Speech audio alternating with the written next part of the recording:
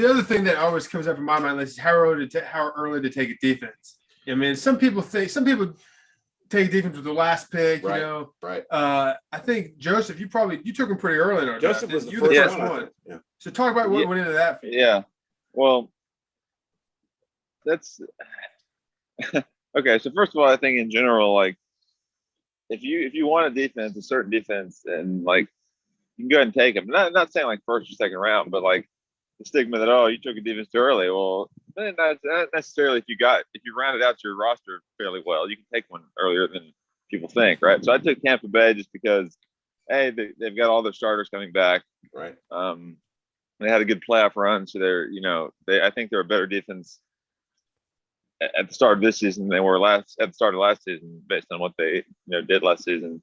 And again, I don't know how much to read into these projections, but the ESPN rankings had them probably a good 35, 40 points above the second place defense, right?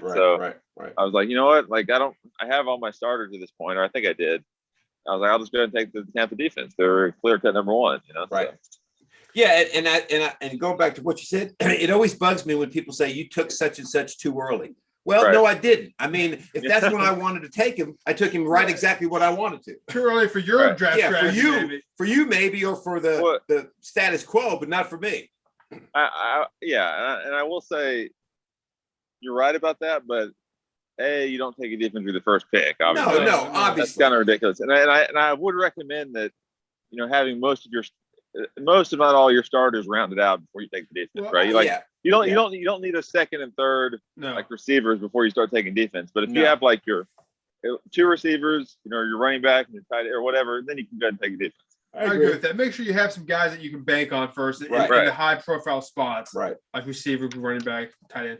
But and then I think we were the next to take a defense, right? We took the Steelers. We took the Steelers because we had them last year, and they did a really good job last year, and they're going to do another good job this year. But again, picking your best defense is great, but there's going to come at least 1 week when you have to decide: do I pick up another defense just for that 1 week, or do I drop my defense and pick up? I think if you're gonna make sure to get your defense like we discussed, you don't drop them. Yeah. Right.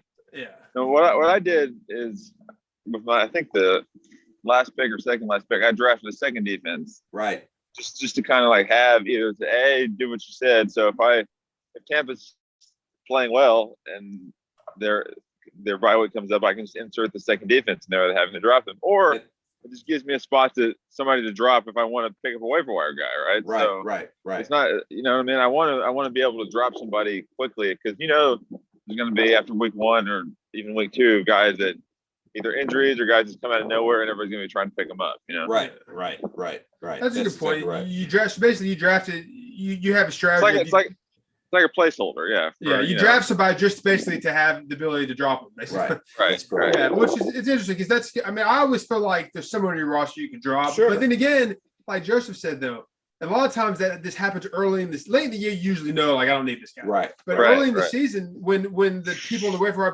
it's more important to get these guys. Right. It is sometimes tough to say, well, I haven't seen enough of this guy. Do I drop him? Do I not drop him? That's right. I basically want to take.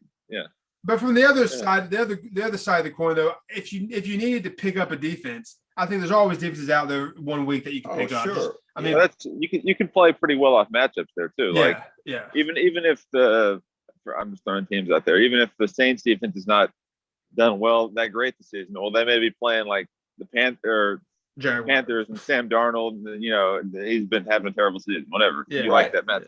What I mean? So that's right. Yeah, that's what I was gonna say. Just look at who they're playing. If it's playing a horrible team, pick them up. Right. Yeah, there's no question about that.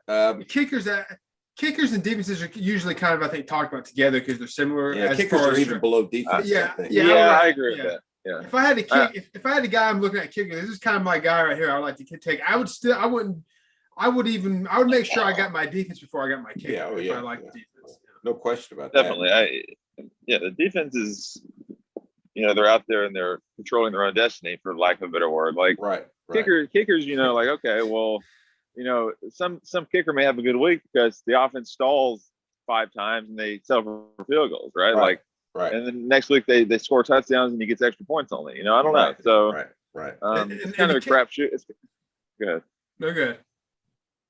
You say it's kind of a crapshoot, but I do think if you can, maybe try to draft a kicker that plays indoors because the weather takes the weather out of it. So, this home game's kicking in a dome and may make things easier. I don't know. That's kind of a theory I thought of.